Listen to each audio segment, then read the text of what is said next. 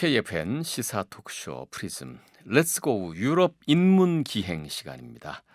유럽의 다양한 미술과 영화 등 다양한 예술 작품들을 통해서 근대로 넘어오는 유럽의 어떤 인문사 그리고 그 가운데 있는 인간 그리고 삶의 지혜를 한번 살펴보는 시간입니다.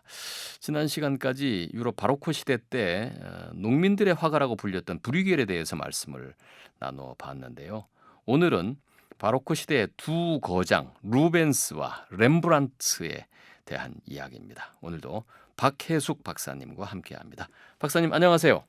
네, 안녕하세요. 르네상스의 세 거장이 있다면 바로크는 두 거장이 있다. 예, 그 두 네. 거장이 루벤스와 렘브란트입니까? 네네. 지난번에 브리겔을 했었는데 브리겔은 화가 활동을 돈을 받고 그린 사람은 아니기 때문에 본격적인 화가는 아니었는데요. 오늘은 정말 본격적으로 바로크 시대의 두 거장이라고 하는 루벤스와 렘브란트 중에서 루벤스 얘기를 좀 하려고 합니다. 네. 미술에 관심이 있고 서양 그 예술사에 대해서 조금이라도 이제 들어보신 분들은 바로 탁 들으실 텐데, 네. 루벤스와 렘브란트. 일단 루벤스 어떤 특징을 가진 화가입니까? 네, 루벤스는 당대에 정말 그 유럽 왕가에서 최고의 인기를 누리던 그런 왕실 전문 화가였었죠. 네. 네, 다음 시간에 이제 렘브란트를 얘기하겠지만 렘브란트하고 차이점은 아주 극명한 차이점이 루벤스는 완전히 귀족이나 왕족들에게 인기 최고인 화가였고, 네, 렘브란트는 하여튼 가난하게 끝난 그런 화가였기 때문에 둘은 아주 인생부터 작품까지 완전히 다른 걸 보여주고 있죠. 네. 네, 특히 루벤스는 이제 이태리에서 공부를 하고 그다음에 안트웨르펜으로 지금 플랑드르 지역으로 왔기 때문에 안트웨르펜에 있는 플랑드르의 위치에 있지만 사실은 이태리 화풍을 그대로 가지고 있는 그런 화가라고 할 수가 있어요. 네네. 그런 점에서도 렘브란트와는 확연히 비교가 되죠. 이게 네. 아무래도 지금 네덜란드 지금은 이제 벨기에 땅이 돼 있는데 네, 그 당시에 그렇죠. 네덜란드에서 활약을 했지만은 이탈리아에서 네. 공부하다 보니까 이태리풍의 네. 화풍이다. 네. 그러면 이 바로크 시대의 이탈리아 화풍이 어떤 독특한 특징이 있나 보죠? 네, 이탈리아 화풍은 일단 르네상스를 이어받기 때문에 네. 일단 색채가 화려하고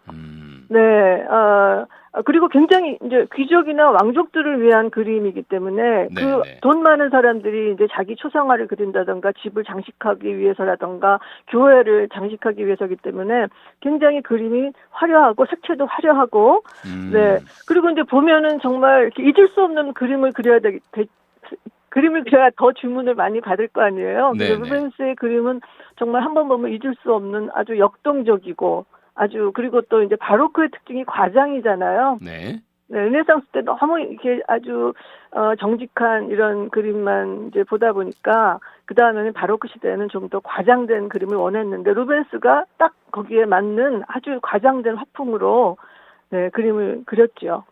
네, 그래서 인기가 아주 많았어요. 왕실마다 불려다녔어요. 그러면 지난 시간에 이제 말씀하시면서 브리겔하고 보니까 한 50년 정도 이제 차이가 나는 이제 뒷사람인데 루벤스는 아무래도 묘사하는 그림의 주제도 확 달랐겠군요.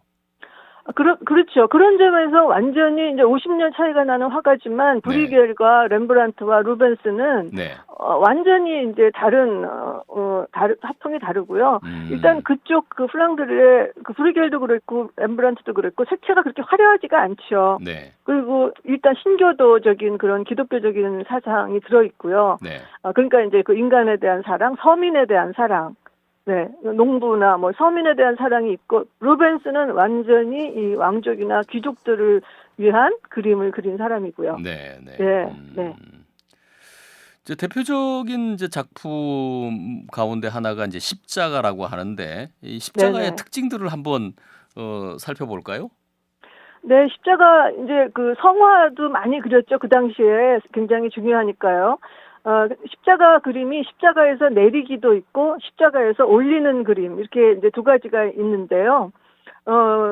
주로 십자가 성화라고 해도 루벤스의 그림에 보면은 주변에 거기 나오는 인물들이 다 귀족들이에요. 네, 실크 옷, 번쩍번쩍하는 실크 옷을 입고 있다던가, 네. 하여튼 굉장히 부자들이 있고, 렘브란트도 마찬가지로 그 당시에 십자가 그림을 화가들이 누구나 다 이제 성당에서 중요를 받기 때문에 렘브란트도 십자가에서 내리기 같은 그림이 있지만 두 그림을 이렇게 비교해 본다면은 확연히 다른 게 거기에 나오는 인물들이 렘브란트와에는 굉장히 서민적인 사람들이 있고 루벤스의 그림은 굉장히 그리고 과장돼 있어요.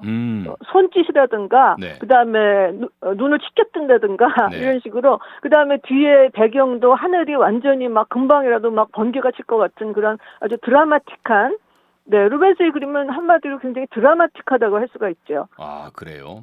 네네, 네. 이게 참 지난 시간 이제 브리겔 말씀하실 때 성화를 그리긴 했지만은 어디에 예수 그리스도가 어디에 있는지 한참 찾아봐야 된다고 군중 속에 조그맣게 표현이 됐다고 하는데 아무래도 루벤스는 왕족과 귀족들의 사랑을 많이 받은 아이돌 같은 그런 작가다 보니까 그렇게 그리지는 않았고 한 가운데 아주 그렇죠. 화려하게 표현을 했군요. 네, 그런 점에서 브리겔의 작품이 정말 아주 혁신적이고 현대에 와서 많이 주목하는 이제 그런 작품이라고 할 수가 있죠. 네, 네. 그리고 굉장히 과장된 듯한 표현도 많이 했다고 하셨잖아요. 그 왜 그랬을까요? 아무래도? 그러니까 그 바로크 그림의 특징이 그렇게 얌전히 있는 게 아니라 인물들이 막 팔을 하늘로 올린다거나 팔을 벌리고 인물 각자를 이렇게 보면 표정도 아주 눈을 치켜뜨고 하여튼 굉장히 모든 것이 과장돼 있어요. 아, 그러니까 역동적인 어떤 것에 순간을 딱 포착한 것처럼 그렇게 표현을 했나 보죠. 네, 하여튼 그 포즈 하나하나가 가만히 보면은 그래서 전체적으로 루벤스가 마리 디 메디치라는 프랑스의 여왕도 왕비도 루벤스를 불러다가 자기의 일생을 결혼할 때부터 하여튼 그 모든 일생을 21개의 작품인가에 그리라고 해서 지금 이제 루브르에 가면 루벤스의 방이라는 방이 있는데요. 거기에는 그 마리 드 메디치의 그림만 걸려 있죠. 네, 그런데 그 방에 딱 들어가면은 그냥 거의 공기가 물결치는 듯이 아주 그런 어떤 역동성, 네, 그런 아주 그런 거를 휘몰아치는 그런 것을 느낄 수가 있어요. 네, 네. 그게 이제 루벤스 그림이 우리한테 주는 네, 그런 어떤 그 감정의 표출 그런 것 같아요. 네, 보들레르도 여기서 잠시 말씀드리면 보들레르도 루벤스의 작품을 보고 삶이 끊임없이 흘러들고 용솟음 친다 이런 얘기를 했거든요. 네, 네. 그래서 정말 루벤스는 그림을 통해서 어떤 용솟음 치는 에너지, 네, 역동성 그런 거를 이제 표현해냈다는 점에서 이 사람은 그림은 위대하다 그럴까요? 그 당시에 인기도 많았고요. 네, 네. 네, 네. 루벤스의 이제 대표작 가운데 하나가 성모승천이라는 이제 그림이 있는데 진짜 화려하고 그 승천하는 그 모습이 굉장히 역동적이면서 아주 표현이 돼 있는데 아주 이거 좀 설명을 해 주시죠. 네, 그 그림이야말로 우리가 봤을 때 일단 색채가 너무너무 화려하고 신비롭기까지 하고요. 네, 그리고 이제 루벤스의 그림의 특징이 이 작품뿐만 아니라 사람이 가득 채워져 있죠. 그 화폭 안에 너무나 많은 사람들이 있는데 그게 전혀 부조화스럽지 않고 굉장히 조화롭게 배치되어 있고 그리고 이 그림에서 특히 제가 말씀드린 것처럼 표정이나 몸짓들이 굉장히 극적이고 드라마틱해요. 그래서 하나하나 보면은 팔 모양이라든가 그런 것들이 그런 굉장히 작품을 우리에게 굉장히 드라마틱하게 보이게 하는 대표적인 작품이죠. 네. 역동적인 어떤 어떤 외관 그리고 섬세한 그 표정의 묘사 이런 것들이 이제 바로 루벤스와 바로크 시대를 대표하는 어떤 특징이라고 말씀을 하셨는데 다른 시대에 그려진 그림하고 루벤스의 작품하고 비슷한 같은 인물을 그린 작품들을 비교해 보면 어떤 차이가 더 두드러집니까? 네, 일단 그 렘브란트하고 비교를 하면 렘브란트 그림은 너무 초라해요. 일단 루벤스와 비교하자면. 네, 그렇지만은 이후에 19세기에 와서 화가들이 롤 모델로 삼은 건 렘브란트였죠. 그렇죠. 왜냐하면은 루벤스의 그림은 너무 잘난 척해요. 그러니까 나 너무 잘 그리지 막 네. 이런 아. 네 자기 그림을 뽐내는 듯한 네 그런 잘난 척이 있는데 나중에 19세기에 와서 쿠르베 같은 사실주의 화가는 렘브란트 그림을 보고 너무 아주 감동을 해가지고 그 다음에 이 사람이 말하는 게 예술적 사기는 가라 이런 이제 얘기를 하거든요. 그러니까 루벤스의 그림 하나는 우리를 현혹시키는 그런 사기술 그런 우리를 막 흥분시키는 사기적인 게 있는데 렘브란트는 그런 걸 전혀 사용하지 않았죠. 네. 있는 그대로 그렸거든요. 초라하면 초라한 대로. 네, 그런 점이 그렇고 또 하나는 이제 그 세바스찬이라는 그림이 있어요. 이 그림은 젊은 남자가 화살을 많이 받고 죽어가는 그림이 바로 이제 세바스찬 순교자인데요. 로마 황제 시대 때 근위대장이었던 아주 독실한 사람인데 이 사람이 화살을 맞아도 죽지 않아서 나중에는 순교자가 되는 이제 그런 사람이거든요. 네, 그래서 루브르 박물관이나 이런 데 갔을 때 이 세바스찬 그림을 많이 보게 되죠. 화살 맞고 죽어가는. 예, 화살 맞고 죽어가는 건 다 세바스찬 순교자인데요.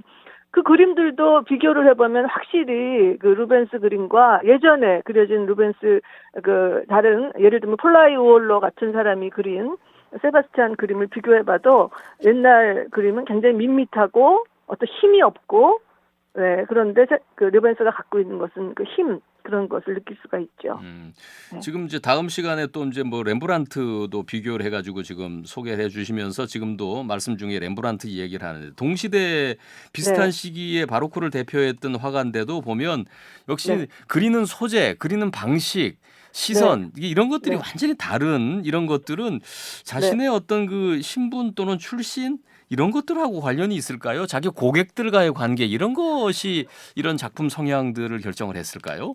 일단 루벤스는 제가 보기에는 왕실을 이제 불려다니면서 돈을 벌고 하여튼 그런 게 그림을 그리는 목적이었다면 네, 렘브란트 같은 경우는 굉장히 신조도적인 의미의 그림도 많이 그리고 가난한 사람 그림도 많이 그리고 하면서 그렇죠. 그림의 그런 어떤 종교적인 것도 차이가 있을 것 같아요. 일단 소재도 다르고 표현한 기법도 완전히 다르고 말이죠. 주제도 그렇죠. 다르고 그러니까 전혀 네네. 다른 화가인데. 네네. 네네. 그렇지만 렘브란트 뒤에 가서 화가들이 열광하는 건 렘브란트예요. 그러니까요. 네. 네네네. 그렇죠.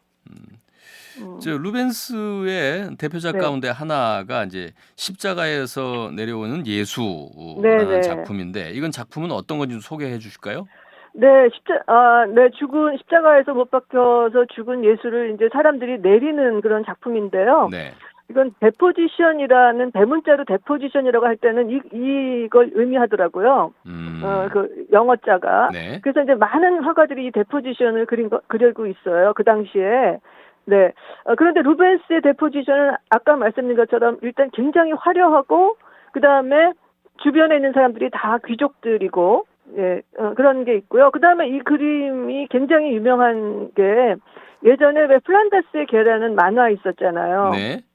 네, 거기에서 네로라는 이제 어린 소년이 아주 가난한 소년이 할아버지랑 파트라슈 개랑 같이 우유배달하고 살다가 이 네로가 할아버지도 돌아가시고 어느 날 아프고 그래서 크리스마스 이브 날 밤에 안트웨르펜의 성당에 들어가서 이 루벤스의 이 십자가에서 내리기 작품을 보면서 마지막에 죽어가거든요. 네, 그래서 이제 네로는 이 작품을 보는 게 평생 소원이었어요. 네로는 화가가 꿈이었는데, 근데 왜 이 작품을 못 보냐 하면 지금은 성당 들어가면 다 보지만 이 당시에는 그림을 다 커튼을 쳐놓고 돈을 내야 봤대요. 어허. 그러니까 가난하니까 이제 그림을 볼 수가 없었겠죠. 네. 네, 그래서 죽기 전에 너무 보고 싶어서 몰래 안트웨르펜 성당에 들어가서 네, 이 그림을 보면서 죽어갔다라는 그런 얘기로 이 그림이 더 유명하죠. 네네. 이게 이제 재단화인데요. 대단히 큰 그렇죠. 이렇게 캔버스에 그린 그림이 아니라 성당의 재단 뒤에 그려져 있는 재단화인데 요 이야기는 다음 시간에 계속 이어서 듣도록 하겠습니다. 네. 오늘 또 잘 들었습니다. 네, 감사합니다. 네, 지금까지 박혜숙 박사님과 함께 했습니다.